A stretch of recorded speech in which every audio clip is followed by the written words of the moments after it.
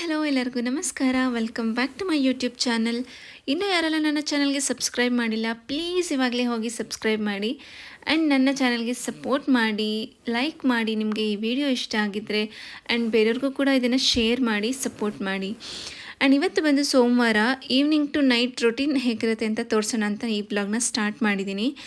ಸಂಜೆ 5 ಗಂಟೆ ಆಗಿದೆ. ಆ್ಯಕ್ಚುಲಿ ಬೆಳಗ್ಗೆಯಿಂದ ಸ್ವಲ್ಪ ಕೆಲಸ ಜಾಸ್ತಿನೇ ಇತ್ತು, ಜೊತೆಗೆ ನನಗೆ ತಲೆನೋವು ಕೂಡ ಇತ್ತು ಇವತ್ತು. ಸೊ ಹಾಗಾಗಿ ಸ್ವಲ್ಪ ಕೆಲಸ ಎಲ್ಲ ಮುಗಿಸೋಷ್ಟ್ರೊಳಗಡೆ ಆಲ್ಮೋಸ್ಟ್ 12 ಗಂಟೆ ಆಗಿಬಿಟ್ಟಿತ್ತು.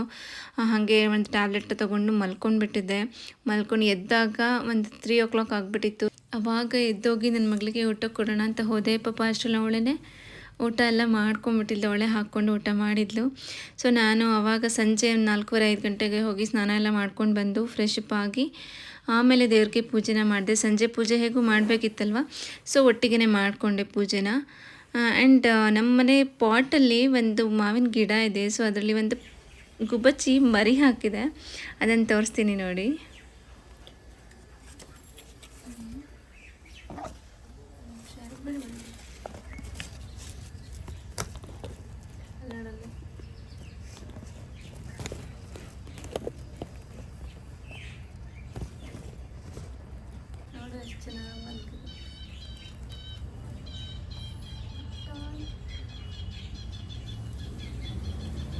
ಅಮ್ಮ ಇವಾಗಿನೂ ಎಲ್ಲ ಆಚೆ ಹೋಯ್ತು.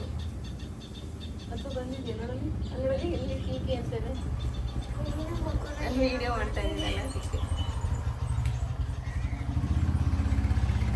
ಮಲಗಿದಾವೆ ಟಾಣಿಗಳು.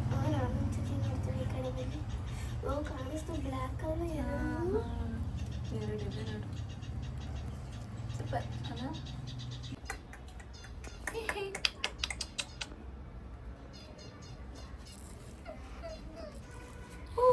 ಎಷ್ಟು ಚೆನ್ನಾಗಿ ನೋಡಲ್ಲಿ, ಅಲ್ಲಿ ನೋಡಲ್ಲಿ.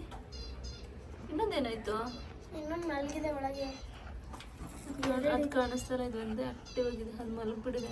ನೆಕ್ಸ್ಟ್ ಬಿದೋಗುತ್ತೆ ಅನ್ಸುತ್ತೆ, ಬಿಟ್ಬಿಡಿ. Okay okay okay. ಹೋಲಲ್ಲಿ ದಾರ ಕಟ್ಕೊಂಡು ಎರಡು ಬಂತು ಇವಾಗ ನೋಡು, ಎರಡು. ಅದು ಅದರ ಅಮ್ಮ ಬಂದಿದೆ ಅಂದ ತಕ್ಷಣ ಎಷ್ಟು ಚೆನ್ನಾಗಿ ಅದ್ರ ಬಾಯಿನ ಮಾಡ್ತಾಯಿತ್ತು. ಅದೆಲ್ಲ ಒಂಥರ ಚೆನ್ನಾಗಿತ್ತು. ಸೊ ನಿಮಗೂ ತೋರಿಸೋಣ ಅಂದ್ಬಿಟ್ಟು ಅದನ್ನು ವೀಡಿಯೋ ಮಾಡಿಕೊಂಡೆ. ಆ್ಯಂಡ್ ಸ್ವಲ್ಪ ಬೆಳಗ್ಗೆ ಬಟ್ಟೆ ಎಲ್ಲ ವಾಶ್ ಮಾಡಿ ಮೇಲ್ಗಡೆ ಒಣಗಾಕಿದ್ದೆ, ಅದೂ ಎಲ್ಲ ಡ್ರೈ ಆಗಿತ್ತಲ್ಲ. ಸೊ ತೊಗೊಂಡು ಬಂದು ಎಲ್ಲನೂ ಮಡಿಸ್ಬಿಟ್ಟು, ಹಾಗೆ ಮಡಿಸಿದ್ದೆಲ್ಲನೂ ತೊಗೊಂಡು ಹೋಗಿ ಅವರವರ ವಾರ್ಡ್ರೋಬಲ್ಲಿ ನೀಟಾಗಿ ಪ್ಲೇಸ್ ಮಾಡಿ ಇಟ್ಟೆ. ಆ್ಯಂಡ್ ನನ್ನ ಮಗಳು ವಾರ್ಡ್ರೋಬಲ್ಲಿ ಬಟ್ಟೆಗಳನ್ನು ನಾನು ಹಬ್ಬ ಟೈಮಲ್ಲಿ ಸ್ವಲ್ಪ ಕ್ಲೀನ್ ಮಾಡ್ಕೊಡೋಕ್ಕಾಗಿರಲಿಲ್ಲ ಅವಳಿಗೆ. ಪಾಪ ಅವಳಿಗೆ ಹೇಗೆ ಬರುತ್ತೆ ಹಾಗೆಯೇ ಅವಳಿಗೆ ಬರೋ ಹಾಗೆ ಅವಳು ನೀಟಾಗಿ ಜೋಡಿಸಿಟ್ಕೊಂಡಿದ್ಲು. ಬಟ್ ಸ್ವಲ್ಪ ದಿನ ಹೋಗಲಿ, ಆಮೇಲೆ ನಿಧಾನಕ್ಕೆ ಜೋಡಿಸ್ಕೊಳ್ಳೋಣ ಅಂದ್ಬಿಟ್ಟು ನಾನು ಕೂಡ ಸುಮ್ಮನಾಗಿದ್ದೆ. ಹಾಗೆ ಮೊನ್ನೆ ಹಬ್ಬಕ್ಕೆ ಹಾಕ್ಕೊಂಡಿದ್ದ ಬಟ್ಟೆನೂ ಕೂಡ ಅವಳಿಗೆ ಹೇಗೆ ಬರುತ್ತೆ ಹಾಗೆಯೇ ಸುಮ್ಮನೆ ಹ್ಯಾಂಗರ್ಗೆ ಹಾಕ್ಬಿಟ್ಟು ಇಟ್ಟಿದ್ಲು, ಅದನ್ನು ಕೂಡ ಎತ್ತಿಟ್ಟೆ. ಸ್ನ್ಯಾಕ್ಸ್ಗೆ ಫ್ರೆಂಚ್ ಫ್ರೈಸ್ ಮಾಡಿಕೊಡಿ ಅಂತ ಕೇಳ್ತಾ ಇದ್ಲು. ಬಟ್ ಎಕ್ಸಾಮ್ಸ್ ಎಲ್ಲ ಇರೋದ್ರಿಂದ ಫ್ರೈಡ್ ಸ್ನ್ಯಾಕ್ಸ್ ಎಲ್ಲ ಬೇಡ ಅಂತ ನಾನೇ ಸ್ವಲ್ಪ ಅವಾಯ್ಡ್ ಮಾಡಿ ಚುರುಮುರಿ ಮಾಡೋಣ ಅಂತ. ಸಂಜೆ ಆಗಿರೋದ್ರಿಂದ ಸ್ವಲ್ಪ ಖಾರವಾಗಿ ಏನಾದರೂ ತಿನ್ನಬೇಕು ಅಂತ ಅನಿಸುತ್ತೆ ಅಲ್ವಾ. ಖಾರವಾಗಿ ಏನಾದರೂ ತಿನ್ನಬೇಕು, ಹಾಗೆ ಬಿಸಿ ಬಿಸಿ ಏನಾದರೂ ಕುಡಿಬೇಕು ಅಂತ ಅನಿಸ್ತಾ ಇರುತ್ತೆ. ಸೊ ಹಾಗಾಗಿ ನಾನಿವತ್ತು ಸ್ವಲ್ಪ ಖಾರವಾಗಿ ಚುರುಮುರಿನ ಮಾಡ್ಕೊಳ್ಳೋಣ ಅಂತ ಒಂದು ಈರುಳ್ಳಿನ ಸಣ್ಣದಾಗಿ ಹೆಚ್ಚಿಟ್ಕೊಳ್ತಾ ಇದ್ದೀನಿ. ಜೊತೆಗೆ ಒಂದು ಟೊಮ್ಯಾಟೊ, ಹಾಗೆ ಒಂದು ಮೆಣಸಿನ್ಕಾಯಿನ ಕೂಡ ಸಣ್ಣದಾಗಿ ಹೆಚ್ಚಿಟ್ಕೊಂಡೆ. ಹಾಗೆ ಒಂದು ಕ್ಯಾರೆಟನ್ನು ನಾನು ನೀಟಾಗಿ ತುಳಿದು ಅದನ್ನು ಸ್ಕ್ರ್ಯಾಪ್ ಮಾಡಿ ಒಂದು ಬೌಲ್ಗೆ ಹಾಗೆ ತುರ್ಕೊಳ್ತಾ ಇದ್ದೀನಿ. ಅದ್ರ ಜೊತೆಗೆ ತೆಂಗಿನಕಾಯಿನೂ ಕೂಡ ಹಾಗೆ ಅದರಲ್ಲೇ ತುರ್ಕೊಂಡ್ಬಿಟ್ಟೆ. ಯಾಕೆಂದರೆ ಸ್ಲೈಸ್ ಇತ್ತು, ನಾನು ತುರಿದಿಟ್ಕೊಂಡಿರಲಿಲ್ಲ. ಒಂದು ಸ್ಲೈಸ್ ಇತ್ತಲ್ಲ ಅದನ್ನೇ ಹಾಗೆ ಇದರಲ್ಲೇ ತುರಿದಿಟ್ಕೊಂಡ್ಬಿಟ್ಟೆ. ಜೊತೆಗೆ ಕೊತ್ತಂಬರಿ ಸೊಪ್ಪನ್ನು ಕೂಡ ನೀಟಾಗಿ ವಾಶ್ ಮಾಡಿ ಅದನ್ನು ಸಿಸರಲ್ಲಿ ಕಟ್ ಮಾಡಿ ಹಾಕ್ಕೊಳ್ತಾ ಇದ್ದೀನಿ. ಹಾಗೆ ನಾನು ಏನೇನು ಹೆಚ್ಚಿಟ್ಟಿದ್ದೆ, ಈರುಳ್ಳಿ, ಟೊಮ್ಯಾಟೊ ಹಾಗೆ ಮೆಣಸಿನ್ಕಾಯಿ ಎಲ್ಲದನ್ನು ಕೂಡ ನಾನು ಆ ಬೌಲ್ಗೆ ಟ್ರಾನ್ಸ್ಫರ್ ಮಾಡಿಕೊಂಡೆ. ಹಾಗೆ ಒಂದು ಒಗ್ಗರಣೆ ಪ್ಯಾನನ್ನು ಇಟ್ಕೊಂಡೆ. ಒಗ್ಗರಣೆ ಪ್ಯಾನ್ಗೆ ಸ್ವಲ್ಪ ಆಯಿಲ್ನ ಹಾಕ್ಕೊಂಡೆ, 1.5 ಸ್ಪೂನಷ್ಟು ಆಯಿಲ್ನ ಹಾಕ್ಕೊಂಡು ಅದಕ್ಕೆ ಒಂದು ಸ್ವಲ್ಪ ಕಡಲೆ ಬೀಜನ ಹಾಕ್ಕೊಂಡು ಚೆನ್ನಾಗಿ ಹುರ್ಕೊಂಡೆ. ಅದೇ ಆಯಿಲ್ಗೆ ನಾನು ಸ್ವಲ್ಪ ಕರಿಬೇವಿನ ಸೊಪ್ಪನ್ನು ಕೂಡ ಹಾಕ್ಕೊಂಡು ಚೆನ್ನಾಗಿ ಹುರ್ಕೊಂಡು ಅದನ್ನು ನಾವೇನು ಮಿಕ್ಸ್ ಮಾಡಿದ್ವಿ ಮಿಕ್ಸ್ಚರ್ ಇತ್ತಲ್ಲ ಅದರೊಳಗಡೆ ಅದನ್ನು ಹಾಕಿ ಚೆನ್ನಾಗಿ ಒಂದು ಮಿಕ್ಸ್ ಮಾಡಿಕೊಂಡೆ. ನಂತರ ಅದಕ್ಕೆ ಒಂದು 1/2 ಸ್ಪೂನ್ ಅರಿಶಿನದ ಪುಡಿ, ಸ್ವಲ್ಪ ಖಾರದ ಪುಡಿ, ಹಾಗೆ ರುಚಿಗೆ ತಕ್ಕಷ್ಟು ಉಪ್ಪು ಇಷ್ಟನ್ನು ಹಾಕಿ ಎಲ್ಲದನ್ನು ಕೂಡ ಚೆನ್ನಾಗಿ ಮಿಕ್ಸ್ ಮಾಡಿಕೊಂಡು ಒಂದು ಸ್ವಲ್ಪ ಎತ್ತಿಟ್ಕೊಂಡೆ. ಏನಕ್ಕಾದ್ರೆ ನೆಕ್ಸ್ಟ್ ಬೇಕಾಗಬಹುದು ಮಿಕ್ಸ್ ಮಾಡ್ಕೊಳ್ಳೋಕ್ಕಿರಲಿ ಅಂತ ಸ್ವಲ್ಪ ಎತ್ತಿಟ್ಕೊಂಡು 2 ಬೌಲ್ ಆಗುವಷ್ಟು ಪುರಿನ ಹಾಕಿ ಚೆನ್ನಾಗಿ ಮಿಕ್ಸ್ ಮಾಡಿಕೊಂಡೆ. ಅದನ್ನು ಮಿಕ್ಸ್ ಮಾಡಿಕೊಂಡು ಒಂದು ಪ್ಲೇಟ್ಗೆ ಟ್ರಾನ್ಸ್ಫರ್ ಮಾಡ್ಕೊಂಡಿದ್ದೀನಿ. ಖಾರವಾಗಿ ಬರೀ ಚುರುಮುರಿ ಇದ್ದರೆ ಸಾಕಾ, ಸ್ವಲ್ಪ ಬಿಸಿ ಬಿಸಿಯಾಗಿ ಏನಾದರೂ ಇರಬೇಕಲ್ವ. ಸೊ ಹಾಗಾಗಿ ನಾನು ಒಂದು ಪಾತ್ರೆಗೆ ಸ್ವಲ್ಪ ಹಾಲನ್ನು ಹಾಕ್ಕೊಂಡು ಕಾಫಿ ಮಾಡ್ಕೊಳ್ಳೋಣ ಅಂತ ರೆಡಿ ಮಾಡ್ಕೋತಾ ಇದ್ದೀನಿ. ಒಂದು ಕಡೆ ಹಾಲನ್ನ ಬಿಸಿಗೆ ಇಟ್ಬಿಟ್ಟು ಒಂದು ಗ್ಲಾಸ್ಗೆ ನಾನು ಕಾಫಿ ಪೌಡರ್ ಅಂದರೆ ಸನ್ರೈಸ್ ನೆಸ್ಕೆಫೆ ಸನ್ರೈಸ್ನ ಹಾಕೋತಾ ಇದ್ದೀನಿ. ನನಗಿದು ಒಂದೇ ಬ್ರ್ಯಾಂಡ್ ಇಷ್ಟ ಆಗೋದು, ಬೇರೆ ಇನ್ಯಾವುದೂ ಅಷ್ಟೊಂದು ಇಷ್ಟ ಆಗೋಲ್ಲ. ನಾರ್ಮಲಾಗಿ ಫಿಲ್ಟರ್ ಕಾಫೀಸ್ ಆಗಲಿ ಅಥವಾ ಬ್ರೂ ಬೇರೆ ಯಾವುದೂ ನನಗೆ ಅಷ್ಟೊಂದು ಇಷ್ಟ ಆಗೋಲ್ಲ. ಸೊ ಇದು ಒಂದೇ ನನಗೆ ಇಷ್ಟ ಆಗೋದು. ಸೊ ಹಾಗಾಗಿ ಈ ಪೌಡರ್ನ ಹಾಕ್ಕೊಂಡು ಜೊತೆಗೆ ನಾನು 1.5 ಸ್ಪೂನಷ್ಟು ಬೆಲ್ಲನ ಹಾಕ್ಕೊಂಡು ಹಾಲು ಬಿಸಿಯಾಗಿತ್ತಲ್ವ ಅದನ್ನು ಕೂಡ ಹಾಕ್ಕೊಂಡು ಚೆನ್ನಾಗಿ ಸ್ಪೂನಲ್ಲಿ ಮಿಕ್ಸ್ ಮಾಡ್ಕೊಳ್ತಾ ಇದ್ದೀನಿ. ಖಾರವಾಗಿ ಚುರುಮುರಿ ಜೊತೆಗೆ ಬಿಸಿ ಬಿಸಿಯಾಗಿ ಕಾಫಿ, ಸಂಜೆ ಹೊತ್ತು ಈ ಸ್ನ್ಯಾಕ್ಸ್ ಯಾರಿಗೆಲ್ಲ ಇಷ್ಟ ನನಗೆ ಕಾಮೆಂಟ್ ಮಾಡಿ ತಿಳಿಸಿ. ಹಾಗೆ ನನ್ನ ಮಗಳಿಗೂ ಒಂದು ಸ್ವಲ್ಪ ಕೊಟ್ಬಿಟ್ಟು ನಾನು ಕೂಡ ಸ್ನ್ಯಾಕ್ಸ್ನ ತಿಂತಾಯಿದ್ದೀನಿ. ಅದು ಇದು ಏನೇನೋ ಮಾತಾಡ್ತಾ ಇದ್ಲು ನನ್ನ ಮಗಳು ಅವ್ಳದ್ದು ಎಕ್ಸಾಮ್ ಬಗ್ಗೆ. ಇವಳು ಅಷ್ಟೊಂದು ಈ ಚುರುಮುರಿ ಅದೆಲ್ಲ ಅಷ್ಟೊಂದು ಇಷ್ಟಪಡಲ್ಲ, ಬಟ್ ಆದ್ರೂ ಸ್ವಲ್ಪ ಟೇಸ್ಟ್ಗಿಂತ ಸ್ವಲ್ಪ ತಿಂತಾಳಷ್ಟೇ. ಅದೆಲ್ಲ ತಿಂದ್ಬಿಟ್ಟು ಹೋಗ್ಬಿಟ್ಟು ಅವಳ ಪಾಡಿಗಳು ಓದ್ಕೊಳ್ಳೋದಕ್ಕೆ ಅಂತ ಕೂತ್ಕೊಂಡು, ನಾಳೆ ಅವಳಿಗೆ ಮ್ಯಾಥ್ಸ್ ಎಕ್ಸಾಮ್ ಇದೆ. ಸೊ ಹಾಗಾಗಿ ನಾನು ಕೂಡ ಹೋಗಿ ಅವಳ ಜೊತೆ ಕೂತ್ಕೊಳ್ತೀನಿ. ಅಂದರೆ ನಾನು ಹೇಳ್ಕೊಡ್ಬೇಕು ಅಂತ ಏನಿಲ್ಲ, ಅವಳಿಗೆ ಎಲ್ಲ ಅವಳು ತಿಳ್ಕೊಂಡಿರ್ತಾಳೆ. ಬಟ್ ಆದ್ರೂ ಸ್ವಲ್ಪ ಮ್ಯಾಥ್ಸ್ ಅಲ್ವಾ, ಮ್ಯಾಥ್ಸ್ ಇರೋ ದಿನ ಸ್ವಲ್ಪ ನಾನು ಅವಳ ಜೊತೆ ಕೂತಿರ್ತೀನಿ. ಏನಾದರೂ ಅಕಸ್ಮಾತ್ ಅವಳಿಗೆ ಡೌಟ್ಸ್ ಬಂತು ಅಂದರೆ ಸ್ವಲ್ಪ ಕ್ಲಾರಿಫೈ ಮಾಡ್ಬೋದಲ್ಲ ಅಂತ ಅವಳ ಜೊತೆನೇ ಕೂತಿರ್ತೀನಿ. ಬೇರೆ ಸಬ್ಜೆಕ್ಟೆಲ್ಲ ಅವಳೆ ಓದ್ಕೊಂಡ್ಬಿಡ್ತಾಳೆ. ಮ್ಯಾಥ್ಸ್ ಒಂದು ಸ್ವಲ್ಪ ಅವಳಿಗೆ ಡೌಟ್ಸ್ ಇರುತ್ತಲ್ವ, ಸೊ ಅದನ್ನೆಲ್ಲ ಕ್ಲಿಯರ್ ಮಾಡೋದಕ್ಕಂತಲೇ ನಾನು ಮ್ಯಾಥ್ಸ್ ಇರುವಾಗ ಜಾಸ್ತಿ ಅವಳ ಜೊತೆ ಟೈಮ್ ಸ್ಪೆಂಡ್ ಮಾಡ್ತೀನಿ.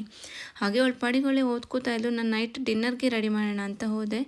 ಎಲ್ಲರೂ ಚುರುಮುರಿ ಎಲ್ಲ ತಿಂದಿರೋದ್ರಿಂದ ಊಟ ಬೇಡ, ಲೈಟಾಗಿ ಏನಾದರೂ ಇದ್ದರೆ ಸಾಕು ಅಂತ ಹೇಳಿದ್ರು. ಸೊ ಹಾಗಾಗಿ ನನ್ನ ಮಗಳು ಅಷ್ಟೊಂದೇನು ಚುರುಮುರಿ ತಿನ್ನಲಿಲ್ವಲ್ಲ, ಅವಳು ಒಬ್ಳಿಗಿಂತ ರೊಟ್ಟಿ ಮಾಡೋಣ ಅಂತ ಹೋದೆ. ರೊಟ್ಟಿ ಮಾಡೋದಕ್ಕೆ ಅಂತ ಒಂದು ಬಾಣಲಿಗೆ ಸ್ವಲ್ಪ ನೀರು ಹಾಕಿಬಿಟ್ಟು ಒಂದು ಸ್ವಲ್ಪ ಅಕ್ಕಿ ಹಿಟ್ಟನ್ನು ಹಾಕಿ ಇದನ್ನು ಚೆನ್ನಾಗಿ ಮಿಕ್ಸ್ ಮಾಡಿಕೊಂಡೆ. ಅದ್ರ ಜೊತೆಗೆ ಸ್ವಲ್ಪ ಉಪ್ಪನ್ನು ಕೂಡ ಹಾಕ್ಕೊಂಡೆ.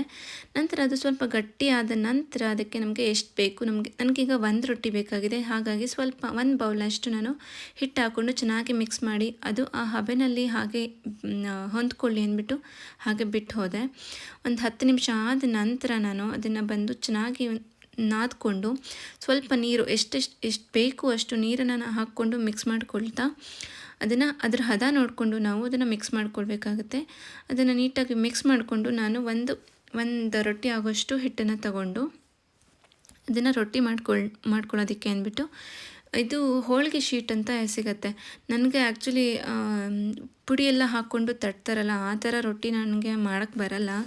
ಸೊ ಈ ಥರ ಹೋಳಿಗೆ ಶೀಟೆಲ್ಲ ಹಾಕ್ಬಿಟ್ಟು ಸ್ವಲ್ಪ ಆಯಿಲ್ ಹಾಕ್ಕೊಂಡು ತಟ್ಬಿಟ್ಟು ತವ ಮೇಲೆ ಬೇಯಿಸೋದಕ್ಕೆ ನನಗೆ ಈ ಮೆಥಡ್ ನನಗೆ ಬರುತ್ತೆ. ಆ್ಯಕ್ಚುಲಿ ಅಕ್ಕಿ ಹಿಟ್ಟನ್ನು ಹಾಕ್ಕೊಂಡು ಆ ಥರ ತಟ್ಟಿ ರೊಟ್ಟಿ ಮಾಡೋದನ್ನು ಕಲಿಬೇಕು ಅಂತ ಎಷ್ಟೊಂದು ಸಲ ಅಂದ್ಕೊಂಡೆ. ಬಟ್ ಎಷ್ಟು ಸಲ ಟ್ರೈ ಮಾಡಿದ್ರೂ ಕೂಡ ಅದು ಮಧ್ಯೆ ಕಟ್ಟಾಗಿ ನನಗದು ಮಾಡೋಕ್ಕೆ ಬರ್ತಾ ಇರಲಿಲ್ಲ. ಸೊ ಇದು ಒಂದು ಮಾತ್ರ ನನಗೆ ಬೇಗನೆ ಕಲಿತ್ಬಿಟ್ಟೆ ಇದನ್ನು. ಸೊ ಹಾಗಾಗಿ ನನ್ನ ಮಗಳು ಒಬ್ಳಿಗೇ ರೊಟ್ಟಿ ಮಾಡಿದ್ದು ನಾನು ಮತ್ತು ಅವರು ಸ್ವಲ್ಪ ಓಟ್ಸ್ನ ತಿನ್ಕೊಂಡ್ವಿ. ಯಾಕೆಂದರೆ ಪುರಿ ಚುರುಮುರಿ ಎಲ್ಲ ಜಾಸ್ತಿ ಆಗಿಬಿಟ್ಟಿತ್ತಲ್ಲ. ಸೊ ಹಾಗಾಗಿ ಸ್ವಲ್ಪ ಓಟ್ಸ್ನ ತಿನ್ಕೊಂಡ್ವಿ. ಇವಳಿಗೆ ಮಾತ್ರ ಸಾಫ್ಟಾಗಿ ರೊಟ್ಟಿನ ಮಾಡಿಬಿಟ್ಟು ಅದಕ್ಕೆ ತುಪ್ಪನ ಸವರಿ ಕೆಂಪು ಚಟ್ನಿ ಖಾರ ಅಂತ ಬರುತ್ತಲ್ಲ, ಅದು ಇವಳಿಗೆ ತುಂಬ ಇಷ್ಟ ಆಗುತ್ತೆ. ಸೊ ಹಾಗಾಗಿ ನಾನು ಅವಳಿಗೆ ಅವಳೊಬ್ಬಳೇ ಅಲ್ವಾ, ಸೊ ಪಲ್ಯ ಏನು ಮಾಡೋದು ಅಂದ್ಬಿಟ್ಟು ಅದನ್ನು ಮಾಡಿಕೊಟ್ಟೆ. ಅದಾದ ನಂತರ ನಾವು ಸಂಜೆ ಎಲ್ಲ ಸ್ನ್ಯಾಕ್ಸ್ ಎಲ್ಲ ತಿಂದಿದ್ದು, ಜೊತೆಗೆ ಈಗ ಊಟ ಎಲ್ಲ ಮಾಡಿದ್ದೆಲ್ಲ ಸ್ವಲ್ಪ ಪಾತ್ರೆ ಎಲ್ಲ ಇತ್ತು. ಅದನ್ನೆಲ್ಲ ನಾನು ನೈಟೇ ವಾಶ್ ಮಾಡಿಬಿಡ್ತೀನಿ ಪ್ರತಿದಿನವೂ ಕೂಡ. ಹಾಗೆ ಯಾವುದು ಪಾತ್ರೆಗಳನ್ನ ನಾನು ಸಿಂಕಲ್ಲಿ ಹಾಕೇ ಬಿಡಲ್ಲ. ಪ್ರತಿದಿನ ಕೂಡ ಅದನ್ನು ಪ್ರತಿಯೊಂದೂ ಕ್ಲೀನ್ ಮಾಡಿ ವಾಶ್ ಮಾಡಿಟ್ಟು ನಾನು ಮಲಗೋದು. ಬೆಳಗ್ಗೆ ಎದ್ದು ಬಂದು ನೋಡಿದ್ರೆ ನಮಗೇ ಸ್ವಲ್ಪ ಮೂಡ್ ಅಪ್ಸೆಟ್ ಆಗಬಾರ್ದಲ್ವ.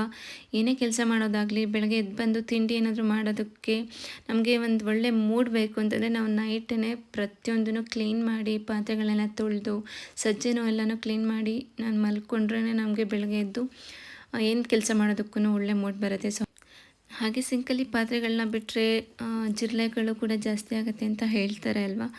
ಸೊ ಹಾಗಾಗಿ ನಾನಂತೂ ಪ್ರತಿದಿನವೂ ಕ್ಲೀನ್ ಮಾಡಿನೇ ಮಲಗೋದು. ಜೊತೆಗೆ ಸಜ್ಜೆಗಳನ್ನೂ ಎಲ್ಲನೂ ಆವಾಗಲೇ ಕ್ಲೀನ್ ಮಾಡ್ಕೊಂಡು ಬಿಡ್ತೀನಿ. ಅಡುಗೆ ಏನಾದರೂ ಮಾಡಬೇಕಾದ್ರೆ ಸ್ವಲ್ಪ ಜಿಡ್ಡು ಅಥವಾ ಏನಾದರೂ ಸಿಡ್ದಿರತ್ತಲ್ವ ಟೈಲ್ಸ್ ಮೇಲೆಲ್ಲ, ಸೊ ಅದನ್ನು ಎಲ್ಲನೂ ಕ್ಲೀನ್ ಮಾಡ್ಕೊಂಡು ಬಿಡ್ತೀನಿ ನೈಟೇ.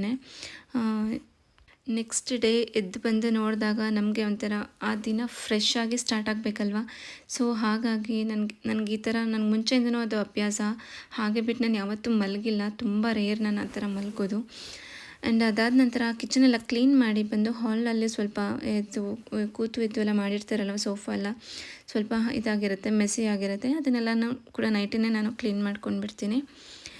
ಯಾವ್ಯಾವ ವಸ್ತುಗಳೆಲ್ಲ ಸ್ವಲ್ಪ ಮಿಸ್ಪ್ಲೇಸ್ ಆಗಿರುತ್ತೆ ಅದನ್ನೆಲ್ಲ ಅದಾದ್ರ ಪ್ಲೇಸ್ಗೆ ಇಟ್ಬಿಟ್ಟು ನಂತರ ಹೊರಗಡೆ ಎಲ್ಲ ಲಾಕ್ ಆಗಿದೆಯಾ ಇಲ್ವಾ ಅಂತ ಒಂದು ಸತಿ ಚೆಕ್ ಮಾಡಿಬಿಡ್ತೀನಿ ನಾನೇ ಹೋಗಿ.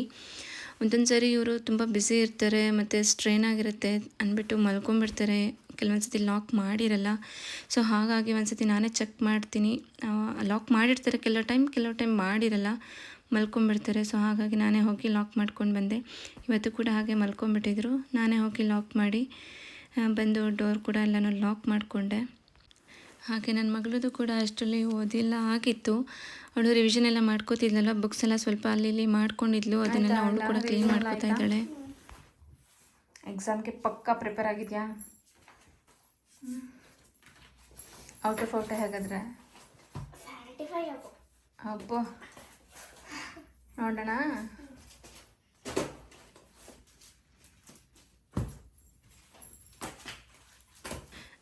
ಅವಳ ಕೆಲಸನ ಅವಳು ನೀಟಾಗಿ ಮಾಡ್ಕೋತಾಳೆ, ಅದೇ ಒಂದು ಖುಷಿ ನನಗೆ. ಅವಳದು ಅಂತ ಎಕ್ಸ್ಟ್ರಾ ಕೆಲಸ ಅಂತ ಏನೂ ಇರಲ್ಲ ನನಗೆ. ಅವಳ ಕೆಲಸ ಅವಳು ಮಾಡ್ಕೋತಾಳೆ. ಅವಳದು ಬುಕ್ಸ್ ಎಲ್ಲ ಎತ್ತಿಟ್ಕೊಂಡು ನೋಡಿ ಅವಳೇ ಫುಲ್ ಬೆಡ್ಡೆಲ್ಲ ಕ್ಲೀನ್ ಮಾಡಿ, ಫುಲ್ ಮೆಸ್ಸಿ ಆಗಿತ್ತಲ್ವ ಅದನ್ನೆಲ್ಲ ಕ್ಲೀನ್ ಮಾಡಿ ಪಿಲ್ಲೋ ಎಲ್ಲ ನೀಟಾಗಿ ಅರೇಂಜ್ ಮಾಡಿ ಮಲಗೋದಕ್ಕೆ ಅಂತ ರೆಡಿ ಮಾಡ್ಕೋತಾ ಇದ್ದಾಳೆ. ಮಲಗೋದಕ್ಕಿಂತ ಮುಂಚೆ ಅವಳ ಫಸ್ಟ್ ಕೆಲಸ ಏನಂತ ಹೇಳಿದ್ರೆ ದೇವ್ರ ಮನೆಗೆ ಹೋಗಿ ನಮಸ್ಕಾರ ಮಾಡ್ಕೋತಾಳೆ. ನಮಸ್ಕಾರ ಮಾಡ್ಕೊಂಡು ಬಂದು ಆಮೇಲೆ ಅವಳು ಮಲಗೋದು.